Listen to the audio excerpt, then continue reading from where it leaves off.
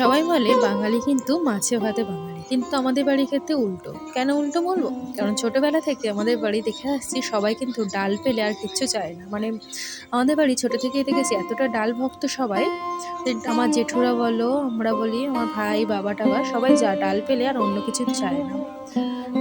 তো চলো আছে তোমাদের সাথে পাতলা মুসুরির ডাল যেভাবে আমাদের বাড়িতে রান্না করি ধনেপাতা দিয়ে তোমাদের সাথে শেয়ার করি। ডালটাকে সিদ্ধ করে নিয়েছি লবণ আর হলুদ গুঁড়ো দিয়ে, সিদ্ধ হয়ে আসলে হলুদ গুঁড়ো দিয়েছিলাম আর ডালটাকে লবণ দিয়ে সিদ্ধ করেছিলাম। এবার তো ফোড়ন দেওয়ার পালা। ফোড়নে দেখো 5 ফোড়ন শুকনো লঙ্কা আমি দিয়ে দিয়েছি এখানে। দিয়ে এখানে রসুন কুচি দিয়ে দেবো। রসুনটা দেওয়া হয় কারণ এর গন্ধটা ওটা ডালে খুবই ভালো লাগে খেতে। আর ওপর থেকে কাঁচা লঙ্কা, পেঁয়াজ দেবো, দিয়ে এটা নাড়িয়ে চাড়িয়ে নিতে হবে 5 থেকে 6 মিনিট। এটা আমি হালকা পেঁয়াজটাকে নরম হওয়া পর্যন্ত নাড়িয়ে ছাড়িয়ে নেবো। তো এরপর ওপর থেকে দেখো টমেটো দিয়ে দিলাম। আমাদের ডালে সবসময় টমেটো দেওয়া হয় কারণ টমেটোর একটা রং আসে আর একটা গন্ধ, যেটা ডালটাকে খেতে আরও ভালো করে দেয়। তো টমেটো দিয়ে দেখো কালারটা ছাড়া শুরু করে দিয়েছে টমেটো। এরপর ওপর থেকে আমি সিদ্ধ করে রাখা ডালটা দিয়ে দিয়েছি, দিয়ে এটাকেই ভালো করে ফুটিয়ে নিতে হবে। তো ডালটাকেই ভালো করে নাড়িয়ে ছাড়িয়ে একটু ফুটতে দেবো, আর ফুটে সিদ্ধ হয়ে আসলে ওপর থেকে ধনেপাতা দিয়ে দেবো।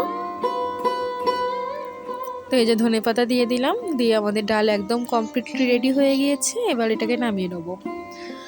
তো আমি এটাকে নামিয়ে নিয়েছি, ওপর থেকে আরও কয়েকটা ধনেপাতা দিয়ে দিয়েছি, যেটা দেখতে আর খেতে খুবই ভালো লাগে।